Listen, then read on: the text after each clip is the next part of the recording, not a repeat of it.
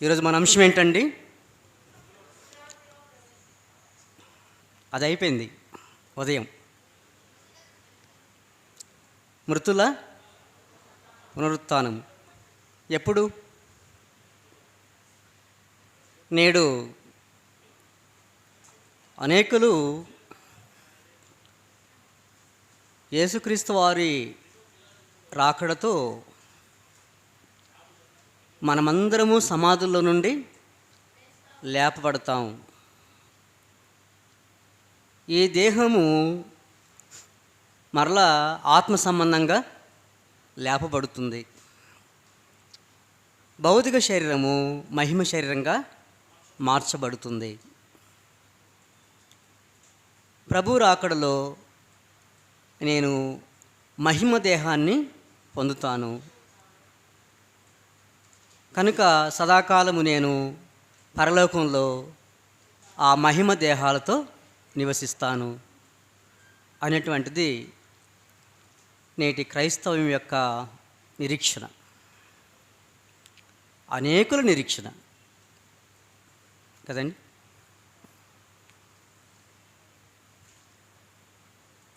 పరలోకం మన నిరీక్షణ. మన నిరీక్షణ ఎవరిదండి? ఏంటండి? పరలోకం. అయితే మృతుల పునరుత్థానం అనేది అర్థం చేసుకోవాలి. మృతుల పునరుత్థానం అర్థం కాకపోతే మృతుల పునరుత్థానం వలన ఎటువంటి ప్రయోజనము ఉండదు. మనకు మృతుల పునరుత్థానము గురించినటువంటి ఏముండాలి? అవగాహన. నేటి క్రైస్తవుల్లో ఏది లోపించింది? అవగాహన లోపించింది. కాబట్టి మృతుల పునరుత్థానం గురించి బైబిల్ ఏం చెప్తుందో ఆలోచించేద్దాం. అర్థమవుతుంది కదండి? బైబిలు సందేశం కావాలా, మనుషుల అభిప్రాయాలు కావాలా? బైబిల్ సందేశం. బైబిల్ ఏం చెప్తుంది మృతుల పునరుత్థానం గురించి? బైబిల్ యొక్క ఉద్దేశం ఏంటి? బైబిల్ ఏ విధంగా మృతుల పునరుత్థానం గురించి మనకి వివరిస్తుంది? అది మనకు కావాలి. మనుషులు ఏమనుకుంటున్నారు? కాదు. బైబిల్ మీద ఆధారపడితే సత్యాన్ని గ్రహిస్తాం. మనుషుల మీద ఆధారపడితే సత్యాన్ని గ్రహించలేం. వాస్తవాలు మనకు అంతుపట్టవు. అయితే సత్యం వినడానికి కూడా బోధకుని అవసరం కావాలి. సత్యం తెలుసుకోవడానికి కూడా బోధకుని సహాయం కావాలి. అంత మాత్రాన బోధకుల మీద ఆధారపడడం రైటు కాదు. సమస్తాన్ని పరిశీలించి మేలైన దానిని చేపట్టాలి. బెరెయ పట్టణస్థులు ఏం చేశారు? పౌలు శీలలు చెప్పేవి, పౌలు శీల చెప్పేది రైటా రాంగ్ అండి? సత్యమా అసత్యమా?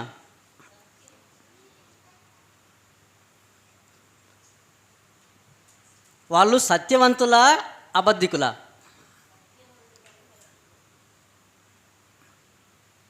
పౌలు శీలలు సత్యవంతులు అబద్ధికులా?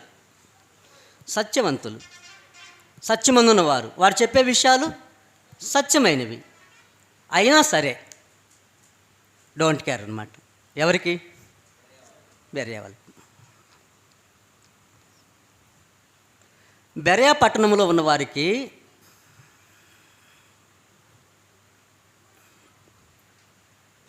పౌలు శీలలు సత్యవంతులు అయినప్పటికీ వాళ్ళు డోంట్ కేర్. వ్యక్తులతో మాకు సంబంధం లేదు, మా సంబంధం అంతా వాక్యముతో. వాక్యానుసారంగా ఉంటే అంగీకరిస్తాం, వాక్యానికి వ్యతిరేకంగా ఉంటే మేము వ్యతిరేకిస్తాం. ఎవరి ఆలోచన? మన ఆలోచన. మన మైండ్ సెట్ ఎట్లుంది? మా బోధకుడు చెప్పిందే వేదం,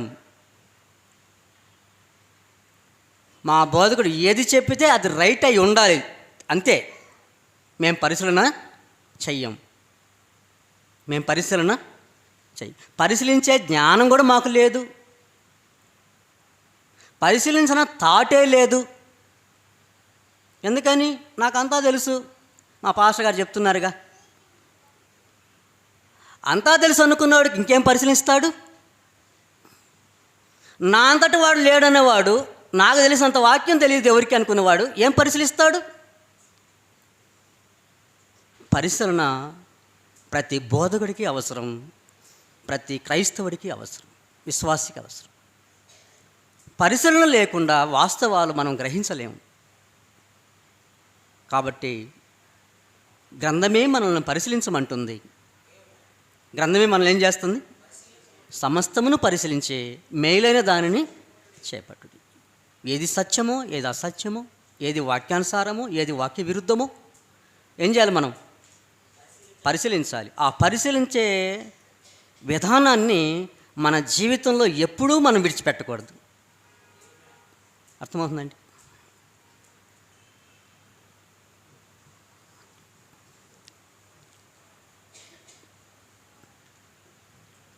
మృతుల పునరుత్థానమును గుర్చినటువంటి బైబిల్ ఏం చెప్తుంది? మృతుల పునరుత్థానం అంటే ఏంటి అసలు? దాని ఉద్దేశం ఏంటి? మృతుల పునరుత్థానం యొక్క ఉద్దేశం ఏంటి?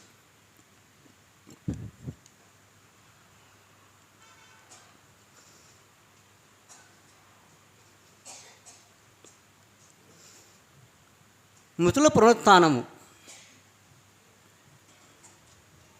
మొదటిగా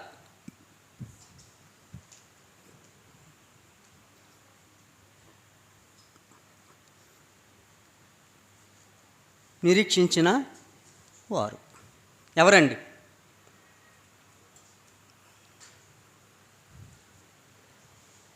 మృతుల పునరుత్థానమును గూర్చి మొదటిగా నిరీక్షించిన ప్రజలు ఎవరండి?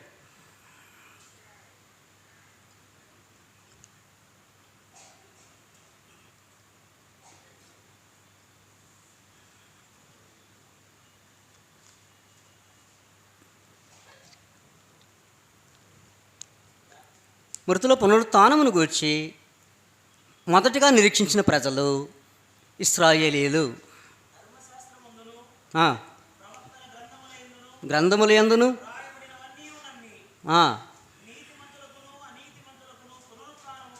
నీతిమంతులకును అనీతిమంతులకును పునరుత్థానము కలగవచ్చున్నదని. ఎవరు వీరు అంటే?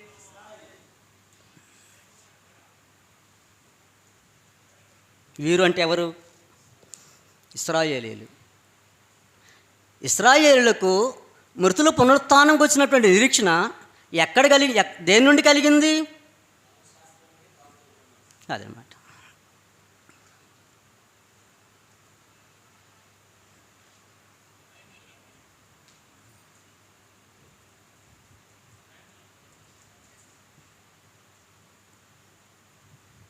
దేని నుండి నిరీక్షించారు?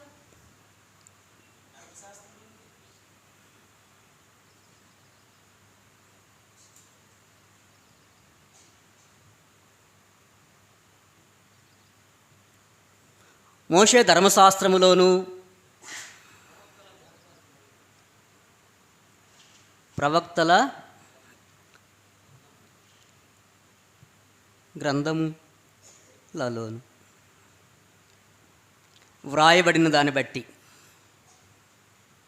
నీతిమంతులకు అనీతిమంతులకు పునరుత్థానము కలగబోచున్నదని వీరు నిరీక్షిస్తున్నట్టు నేను కూడా నా పితరుల దేవుణ్ణి ఎందు నిరీక్షిస్తున్నాను.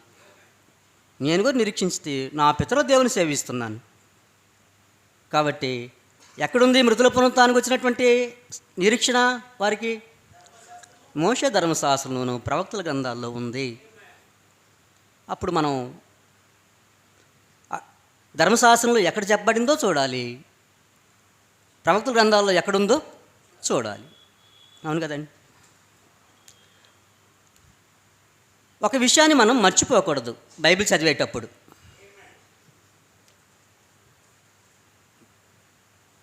పాత నిబంధన నెరవేర్పే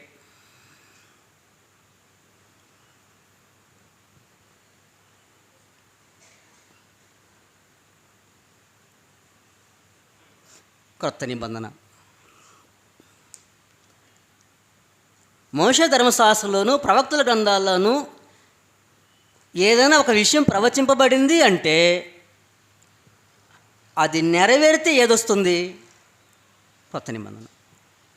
మోషే ధర్మశాస్త్రంలోను ప్రవక్తల గ్రంథాల్లోనూ చెప్పనటువంటి సంగతులు నెరవేరకపోతే అది ఇంకా నిలిచే ఉంటుంది. ఇది సరైన అవగాహన. ఈ అవగాహన లేకనే జనులు పరిశీలించడం మానేశారు. ఈ అవగాహన కలిగినప్పుడు సరిగా పరిశీలిస్తాడు. తిమోతికి రాస్తూ సత్యవాక్యంను విభజించు అన్నాడా, సరిగా విభజించమన్నాడా? మరి ఈనాడు సత్యవాక్యాన్ని విభజించేవారు ఎక్కువయ్యారా, సరిగా విభజించేవారు ఎక్కువయ్యారా? విభజించేవారు ఎక్కువయ్యారు, సరిగా విభజించట్లా. అదనమాట. సరిగా విభజించాలంటే ముందు ఇది తెలియాలి. ఏది? పాత నిబంధన నెరవేర్పే క్రొత్త నిబంధన. ఒకవేళ అది ఇంకా నెరవేరవలసి ఉన్నట్లయితే ఇంకా ఏది రాలే? క్రొత్త నిబంధన ఇంకా రాలేదు.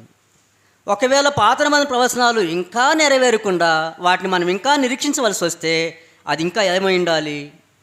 అది నిలిచే ఉండాలి. అదనమాట. సరే, ఎక్కడుంది మరి మన ధర్మశాస్త్రంలో? ఒకసారి ధర్మశాస్త్రంలో ఎక్కడుందో చూద్దాం.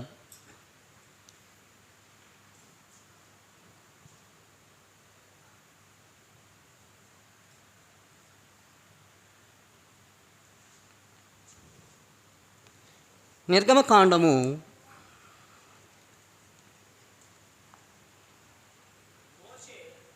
3వ అధ్యాయము.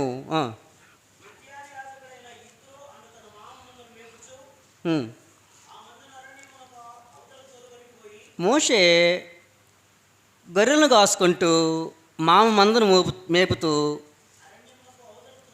అరణ్యం అవతలకు తోలుకొని పోయాడు. ఎక్కడికి వచ్చాడు మోషే? హోరేబు పర్వతానికి వచ్చాడు. అప్పుడు హోరేబు పర్వతము ఎవరి పర్వతం? దేవుని పర్వతం. అప్పుడు దేవుని పర్వతమైన హోరేబుకి వచ్చాడు. అక్కడ ఒక పొద కనపడింది. ఏం కనపడింది? ఏమవుతుంది పొద? కాలిపోలేదు. కాలిపోయిందా? మండుతూ ఉంది కానీ కాలిపోలా. ఆ బూడిది కాల, ఆ పొద అంతా మండుతూ ఉంది కానీ కాలిపోవట్లా. ఏంది ఎంత? ఏదన్నా మండితే ఏమైపోవాలి? ఇక్కడ పొద కాలిపోవట్లా. అందుకని దేవుడు మోషేకి ఒక ఆశ్చర్యమైనటువంటి సూచక్రియను అక్కడ చూపించాడు, ఒక అద్భుతాన్ని చూపించాడు. ఏంటి ఇది వింతగా ఉంది అని చెప్పి వెళ్ళాడు. ఏం జరిగిందో చూద్దాం. అప్పుడు మోషే, ఆ పొద ఎలా కాలిపోలేదో నేను ఆ తట్టు వెళ్ళి ఈ గొప్ప వింత చూచుదని అనుకొనేను. దానిని చూచుటకతడు ఆ తట్టు వచ్చుట యెహోవా చూచెను. దేవుడు ఆ పొద నడుము నుండి మోషే మోషే అని అతని పిలిచాను. అందుకు అతడు, చిత్తము ప్రభువా. అందుకు ఆయన, దగ్గరకు రావద్దు, నీ పాదము నుండి నీ చెప్పులు విడువుము, నీవు నిలిచి ఉన్న స్థలము పరిశుద్ధ ప్రదేశం అనెను. అప్పుడు వెంటనే దేవుడు చెప్తున్నాడు, నేను నీ తండ్రి దేవుడను, అబ్రహాము దేవుడను, ఇస్సాకు దేవుడను, యాకోబు దేవుడని చెప్పగా మోషే తన ముఖము కప్పుకొని దేవుని వైపు చూడ వెరచాను. ఏమండి, ఇక్కడ మనకి మృతుల పునరుత్థానం గురించి ఎక్కడైనా ఉందా? ఈ వచనంలో ఉందా అండి? ఎక్కడ లేదు మనకి ఈ వచనాల్లో. అయితే ఇది మృతుల పునరుత్థానం గురించే అని మనకి ఎలా తెలుస్తుంది? ఎవరు చెప్పాలి? ఆ వాక్యాన్ని ఎరిగిన వ్యక్తే చెప్పాలి. మనకైతే తెలియదు, అక్కడ లేదు.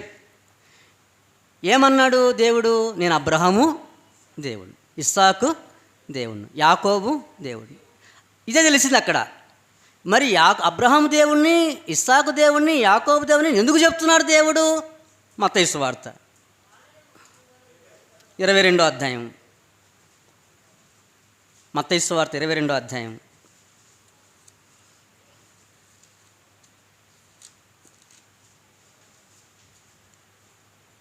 31 నుంచి 33 వరకు. దేని గురించి ఇది ఈ వాక్యము?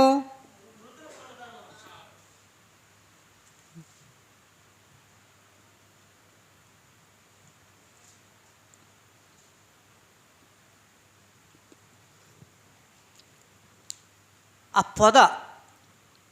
పొద గురించిన భాగాన్ని వివరిస్తున్నాడు. ఆ పదం నడిమిని దేవుడు మోషేతో మాట్లాడిన మాటలను వివరిస్తున్నాడు. ఎవరు? యేసుక్రీస్తు వారు. వివరిస్తూ ఏమంటున్నారు? మృతుల పునరుత్థానమును గూర్చి నేను అబ్రహాము దేవుడను, ఇస్సాకు దేవుడను, యాకోబు దేవుడినై ఉన్నానని మీతో చెప్పిన మాట మీరు చదవలేదా? ఆయన సజీవులకే దేవుడు కానీ మృతులకు దేవుడు కాదు. నేను అబ్రహాము దేవుడను, ఇస్సాకు దేవుడను, యాకోబు దేవుడును అని దేని గురించి చెప్పాడు? అక్కడ మనకుందా ఆ మాట? మనకి నిర్గమకాండంలో ఉందా? లేదు. మరి ఆ వాక్య భాగము మృతుల పునరుత్థానం కూర్చున్నదే అని ఎవరు చెప్తున్నారు ఇక్కడ? యేసుక్రీస్తు వారు. మార్కు సువార్త 12:26.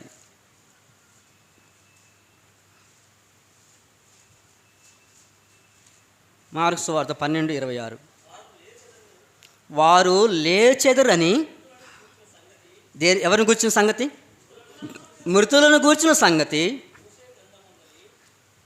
ఏ గ్రంథం ఇది?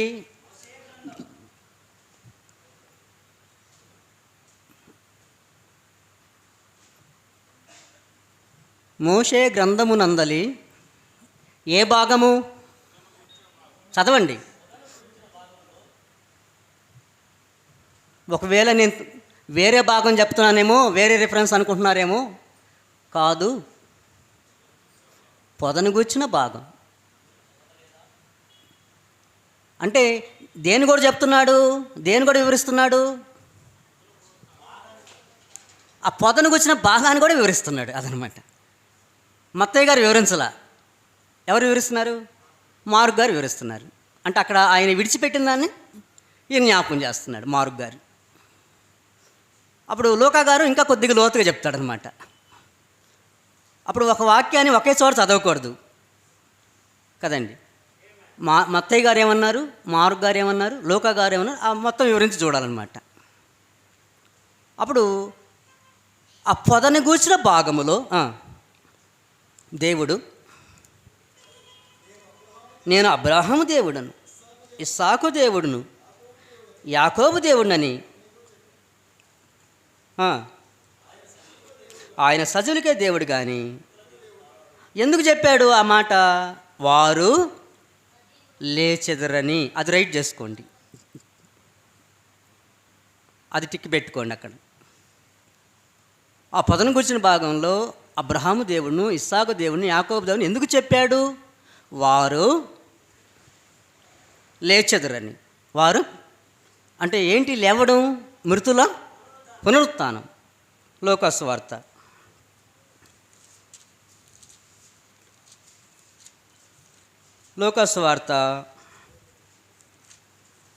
20వ అధ్యాయము 37-38 వచనం. ఇక్కడ ఇంకా డైరెక్ట్ అన్నమాట లూకా గారు.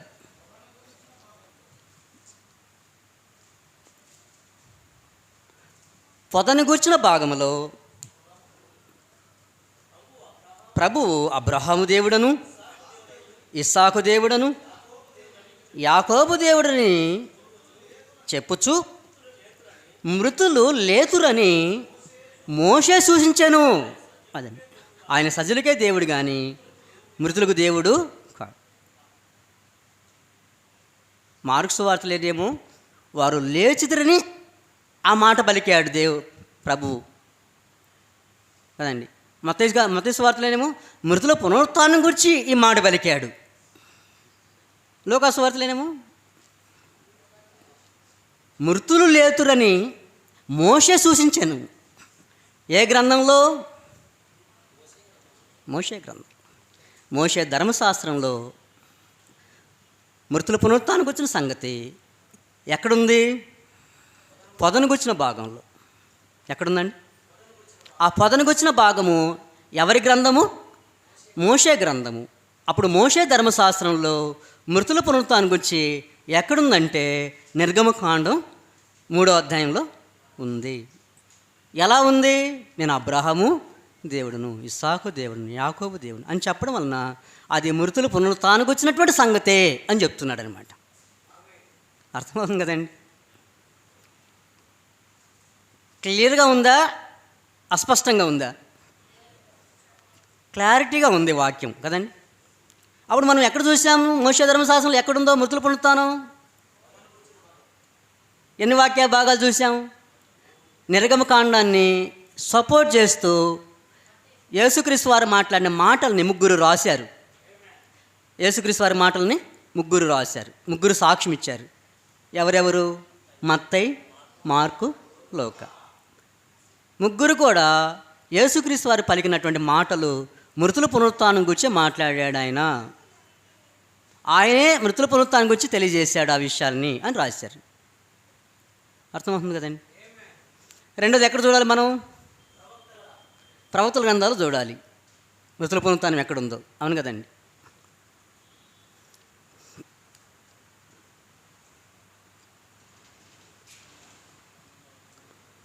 దానియేలు గ్రంథము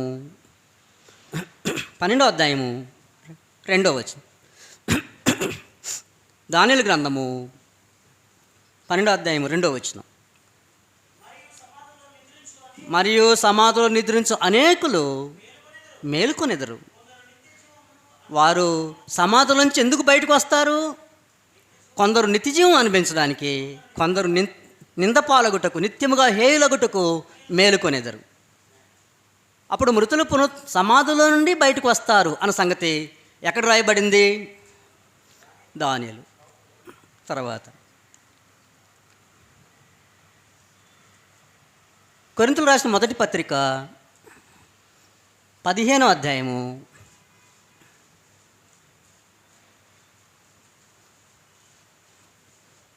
53, 54.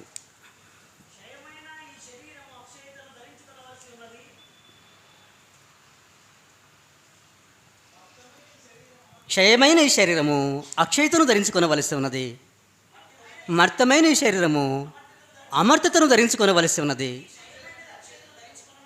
ఈ క్షయమైన శరీరము అక్షయతను ధరించుకున్నప్పుడు, ఈ మర్త్యమైన శరీరము అమర్తతను ధరించుకున్నప్పుడు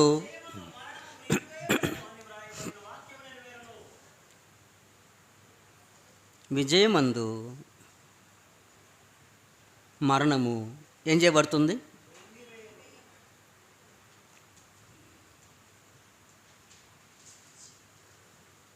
మృంగివేయబడునను. ఏది నెరవేరుతుంది? వాక్యము నెరవేరిందా? నెరవేరునా? నెరవేరును. ఏ పత్రిక రాసే సమయానికి?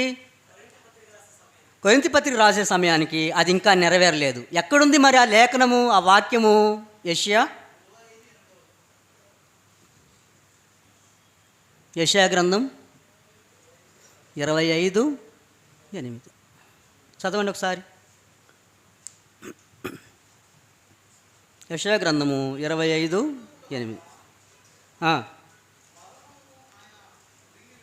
ఎన్నడూ ఉండకుండా ఆయన మరణమును మృంగివేయును, ప్రతి వాని భాష బిందులను తుడిచివేయాలి. ఈ మాట ఎక్కడ విన్నాం కదా మనం? ప్రకటనలో విన్నాం. ఇంకెక్కడ విన్నాం? యెషయా 65, 17-18. అక్కడ దుఃఖమైన ఉండదు, ఏడుపైన ఉండదు. క్రొత్త భూమి క్రొత్త ఆకాశంలో ఏముండదు? దుఃఖము ఏడుపు ఉండదు. అదే విషయం ప్రకటన గ్రంథంలో అక్కడ మరణం ఉండదు, దుఃఖమైన ఏడుపైన ఉండదు. అంటే ఏం చేశాడు? మరణాన్ని మృంగివేశాడు. అప్పుడు ఎలా మృంగివేయబడుతుంది మరణం? 55, 56, 55వ వచనం, 56వ వచనం.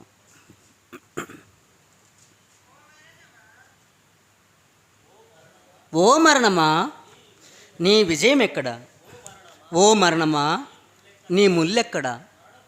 మరణపు ముళ్ళు పాపము, పాపముకున్న బలము.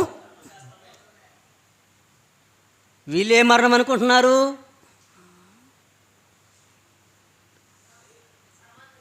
ఇప్పుడు బైబిల్ చదివే వాళ్ళు ఏ మరణం అనుకుంటున్నారు? బైబిల్ ఏ మరణం గురించి చెప్తుంది?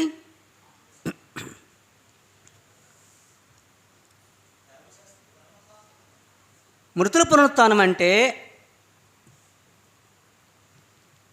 ఇప్పుడు బైబిల్ చదివే వాళ్ళు ఏ మరణం అంటున్నారు? ఇక్కడ ఏ మరణం గురించి చెప్తుంది బైబిలు? పాపం వలన పాపము, మరణపు ముళ్ళు పాపం. మరణపు ముళ్ళు ఏంటిది అంటే ఈ మరణం దేని వలన వచ్చింది? పాప మరణములను గురించి చెప్తున్నాడా, శరీర మరణం గురించి చెప్తున్నాడా? మరి మృతుల పునరుత్థానం అంటే మనకేమర్థమైంది? ఏ మరణం అని అర్థమైంది? ఇక భూమి మీద ఎవరు మరణించే వాళ్ళే ఉండరు, ఎందుకంటే భూమి ఆకాశాలు నశించిపోతాయి కదా. అందుకని భూమి మీద అసలు ఎవరు భౌతికంగా మరణించరు. అలా భావించాలి ఉన్నారు లేదండి? భావం అదేనా వేరేనా? భావం అదే. మృతుల పునరుత్థానం అనగానే అనేకుల మైండ్లో మదిలేది భౌతిక మరణం నుండి ఇక ఉండదు అని. ఏ మరణం ఉండదని ఇక్కడ ఉద్దేశం? పాప మరణం నియమం నుండి ఆయన విడిపిస్తాడు అనేది. పాప మరణాన్ని ఆయన మింగివేస్తాడు అనేది. పాపం నుంచి వచ్చిన మరణాన్ని ఆయన విరిచివేస్తాడు. ఓ మరణమా నీ ముల్లెక్కడా? ఓ మరణమా ఎక్కడుందండి వచనం? హోషేయ 13:14.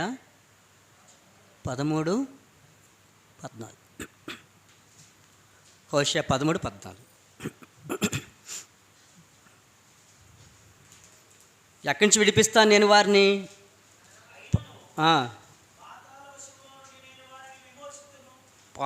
పాతాళ వశములను నేనేం చేస్తాను? వారిని విమోచింతును. మృత్యువు నుండి నేను వారిని రక్షిస్తును. ఓ మరణమా నీ విజయం ఎక్కడ? ఓ మరణమా నీ ముల్లెక్కడ? మరణపు ముళ్ళు పాపము, పాపముకున్న బలము ధర్మశాస్త్రమే. ధర్మశాస్త్రాన్ని తీసేస్తే మరణాన్ని తీసేసినట్టే. ధర్మశాస్త్రం ఉంటే మరణం ఉన్నట్టే. ఎందుకంటే పాపం యొక్క బలము ధర్మశాస్త్రం, పాపం యొక్క బలము మరణపు ముళ్ళు పాపము, పాపం కొన్న బలము. అప్పుడు పాపం కొన్న బలాన్ని తీసేస్తే మరణపు ముళ్ళు విరిచివేయబడుతుంది. అర్థం కాతుందండి? మరణపు ముళ్ళు విరిచివేయబడాలంటే ధర్మశాస్త్రాన్ని తీసేయాలి. అప్పుడు ధర్మశాస్త్రం తీసేయబడడానికి, మరణపు ముళ్ళు విరిచివేయబడడానికి ఏముంది? లింక్ పెట్టాడనమాట. అర్థమవుతుందండి? ధర్మశాస్త్రం నిలిచి ఉన్నంత వరకు పాపానికి బలం ఉంటుంది. పాపం యొక్క బలం ఉన్నంత వరకు మరణం ఏలుబడి చేస్తుంది. మరణము ఏలుబడి చేస్తుంది. కాబట్టి కడపట నశింపజేయబడు శత్రువు మరణం. కడపట నశింపజేయబడు శత్రువు మరణం. భౌతిక మరణం శత్రువా అంటే మనకి? భౌతిక మరణం శత్రువా? కాదు. భౌతిక మరణం పరలోకానికి మార్గం. క్రైస్తవునికి, పాపికి మార్గమే నరకానికి. భౌతిక మరణం ఒక స్థలాన్ని విడిచి ఇంకొక స్థలానికి వెళ్ళడానికి ఒక మార్గం అంతే, శత్రువు కాదు. శత్రువేది పాపము, పాపం నుంచి వచ్చే మరణము. అప్పుడు కడపట నశింపజేయబడు శత్రువేది పాపమనే మరణం. అప్పుడు చెప్పాడు, ఏమని చెప్పాడు? కొరింథీయుల రాసిన మొదటి పత్రిక 15వ అధ్యాయంలో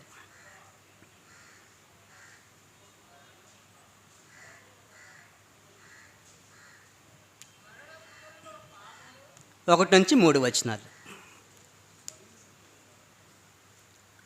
కొరింథీయుల రాసిన మొదటి పత్రిక 15వ అధ్యాయము 1 నుంచి 3 వచనాలు.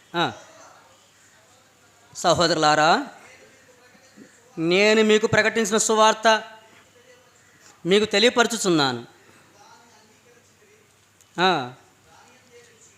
దానిందే నిలిచి ఉన్నారు. మీ విశ్వాసము వ్యర్థమైతేనే కానీ నేను ఏ రూపముగా మీకు ఉపదేశము ప్రకటించుతును, ఆ ఉపదేశమును మీరు గట్టిగా పట్టుకొని ఎడల ఆ సువార్త వలననే రక్షణ పొందువారే ఉందరు.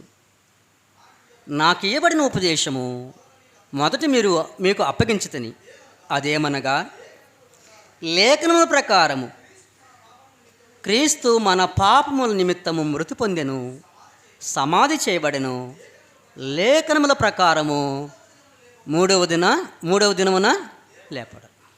ఇప్పుడు అనేకులు మృతుల పునరుత్థానం అనగానే మృతుల పునరుత్థానము ఎవరి మాదిరి జరుగుతుందంటున్నారు?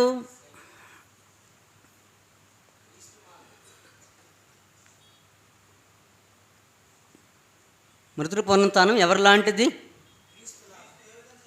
క్రీస్తు ఏ విధంగా భౌతికంగా చనిపోయాడు, క్రీస్తు ఏ విధంగా సమాధి చేయబడ్డాడు, మళ్ళీ మహిమ శరీరంతో ఏ విధంగా లేపబడ్డాడు, అలాగ మనం కూడా ఏం చేయబడతాం? ఒక రోజున లేపబడతాం. మరి ఆయన శరీరంతో లేపబడ్డాడు కాబట్టి మనం కూడా శరీరంతో లేపబడతాం. ఆయన అదే శరీరంతో లేపబడ్డాడు కాబట్టి మనం కూడా అదే శరీరంతో లేయాలిగా. ఇప్పుడు ఒకవేళ అది తీసుకుంటే ఆయన ఏ శరీరంతో లేపబడ్డాడు? అదే శరీరం, అవునా కాదండి? రక్తమాంసాలు ఉన్నాయా లేవా ఆయనకి? రక్తమాంసం కలిగిన శరీరంతోనే లేచాడా, వేరే శరీరంతో లేచాడా? రక్తమాంసం కలిగిన శరీరంతోనే లేచాడు. ఒకవేళ ఆయనలాగే మనం కూడా లేపబడతామైతే మనం కూడా రక్తమాంసాలతో లేపబడాలి, అవునా కాదండి? మరి ఆయన మరణము, సమాధి, పునరుత్థానం దగ్గర ఏముంది అసలు? మర్మం, రహస్యం అది తెలియట్లా. ఆయన ఎందుకు చనిపోయాడు? అదనమాట, అది ఆన్సర్. ఎందుకు సమాధి చేయబడ్డాడు? మన పాపం కొరకు. ఎందుకు లేపబడ్డాడు? రోమపత్రిక 4:25. ఆయన ఎందుకు చనిపోయాడు? ఎందుకు సమాధి చేయబడ్డాడు? ఎందుకు లేపబడ్డాడు? ఆయన మన అపరాధముల నిమిత్తం అప్పగింపబడి మనల్ని నీతిమంతులుగా తీర్చుటకు లేపబడెను. అదనమాట, మనల్ని నీతిమంతులుగా తీర్చబడడానికి ఆయన అప్పుడు క్రీస్తు మరణము,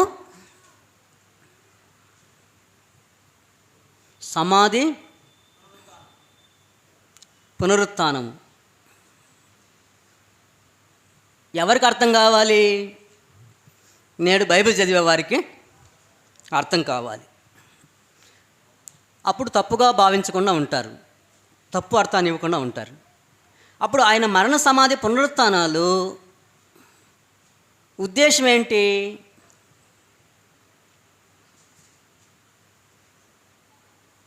పాపముల విషయమై ఏమవ్వాలి? చనిపోవాలి. చనిపోయి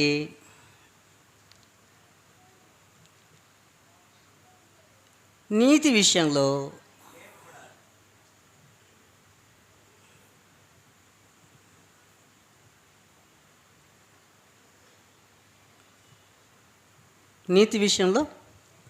బ్రతికింపబడాలి. ఉద్దేశం అది, అవునా కాదండి? క్రీస్తు మరణము, సమాధి, పునరుత్థానాలు వెనక ఉద్దేశం ఇదేనా? వేరే ఉద్దేశం ఏమైనా ఉందా? ఉద్దేశం అదనమాట. అప్పుడు ఆయన భౌతిక మరణ సమాధి పునరుత్థానాలు ఎలా ఉన్నాయి?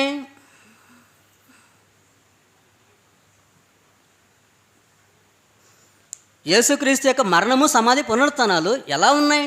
రోమపత్రిక 3వ అధ్యాయం 3 నుంచి, క్రీస్తు యేసులోనికి బాప్తిసం పొందిన మనమందరము ఆయన మరణంలోనికి బాప్తిసం పొందుతామని మీరు ఎరుగరా? కాబట్టి తండ్రి మహిమ వలన క్రీస్తు మృతుల నుండి ఎలాగూ లేపబడినో అలాగే, ఎలాగట? అలాగే భౌతికంగా. అలా ఉందండి. అలాగంటే అదే కదా మరి. తండ్రి మహిమ వలన క్రీస్తు ఎలాగూ శరీరముతో లేపబడినో అలాగే మనము కూడా భౌతికంగా చనిపోయి అదే శరీరంతో బాప్తిసంలో లేస్తున్నాం. అలాగే అనే మాటకు అదేని అర్థం? జవాబు రావట్లా. అక్కడ క్రీస్తు మృతుల నుండి ఎలాగూ లేపబడినో అలాగే అంటే అదే శరీరంతో చనిపోయి మళ్ళీ అదే శరీరంతో బాప్తిసంలో లేస్తున్నాము అనేనా? మరి అలాగే అంటే అదనమాట ఉద్దేశం. అలాగే అంటే అప్పుడు క్రీస్తు చనిపోవడం, మరణించడం, సమాధి చేయబడడం, తిరిగి లేయడం అనేటువంటిది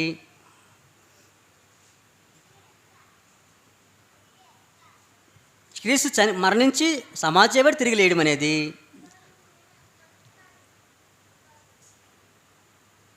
దేని సూచిస్తుంది? ఒక ఉద్దేశమును సూచిస్తుంది.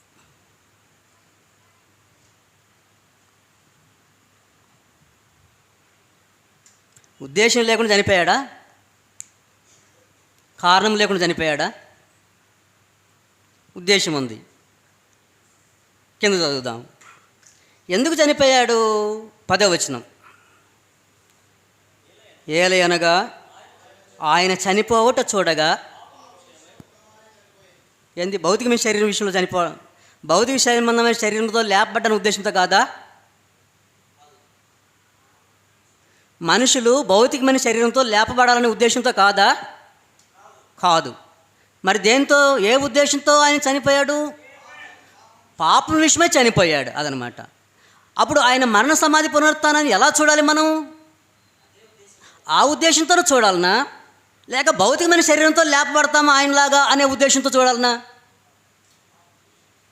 పాపం విషయమై చనిపోయిన వారు లేపబడతారు అనేదే మృతుల పునరుత్థానం యొక్క ఉద్దేశం. అర్థమవుతుందండి? మృతుల పునరుత్థానం యొక్క ఉద్దేశం ఏంటి? మృతులు అంటే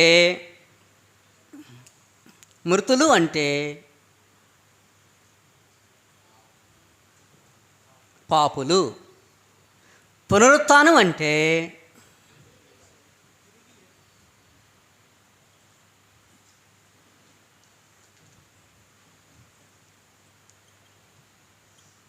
అంటే పాపంలో ఉన్న వారిని ఏం చేస్తాను నేను? లేపుతానంటే అపరాధం చేత పాపం చేత చనిపోయిన వారిని ఏం చేస్తాను నేను? బ్రతికిస్తాను వారిని. చనిపోయిన వారిని బ్రతికిస్తా, శారీరకంగానా ఆత్మీయంగానా? మరి ఎందుకు శరీరంగా అర్థం చేసుకుంటున్నారు? శరీర సంబంధంగా ఎందుకు అర్థం చేసుకుంటున్నారు? భౌతికంగా అర్థం ఎందుకు చెప్తున్నారు? అక్కడ ఆత్మ సంబంధమైన భావం ఉన్నప్పుడు శరీర సంబంధమైన భావాన్ని నీకు ఎవరిచ్చారు? అర్థమవుతుందండి? మృతుల పునరుత్థానము ఆత్మ సంబంధమైనదా, శరీర సంబంధమైనదా? ఆత్మ సంబంధమైనది. ఏంటి ఆత్మ సంబంధమైనది? ఆత్మ సంబంధంగా చనిపోయిన వారిని, ఆత్మీయంగా చనిపోయిన వారిని నేను ఆత్మ సంబంధంగా బ్రతికిస్తాను. అదనమాట. అందుకని అనేక చోట్ల చెప్పాడు దేవుడు.